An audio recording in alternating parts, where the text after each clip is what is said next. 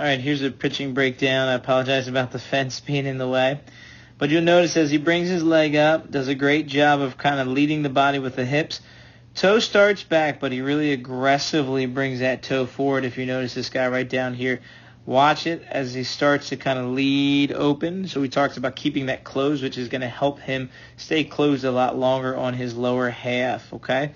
As soon as he starts to go towards the target, he starts to scap load. So his shoulders back here, right in the backside, he's really starting to load aggressively pretty hard on the back.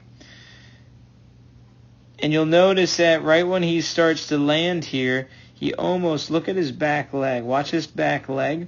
He just starts to roll over on that toe, right? Because there's some force that's coming from this knee. This knee actually just turns in. So he's just turning his hip rather than actually pushing and driving off the mount. So when he's turning this hip, you'll notice that his back leg, now we're going to continue to watch his back leg. His back leg actually just stays behind him. It never actually clears. Why?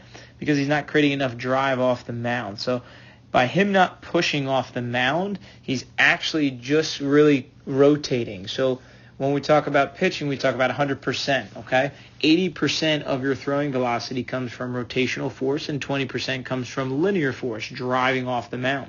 So at this point in time, he's just using 80%, a pure rotation, which puts a lot more stress on the arm, the hip flexor, your oblique area, and obviously your hamstrings, right? Because your quads and your glutes aren't firing because you're just rotating those guys down and they're staying behind. So tonight in the lesson we talked about that as far as keeping that front foot closed and understanding keeping that knee back so we could drive those hips straight forward and get out over top.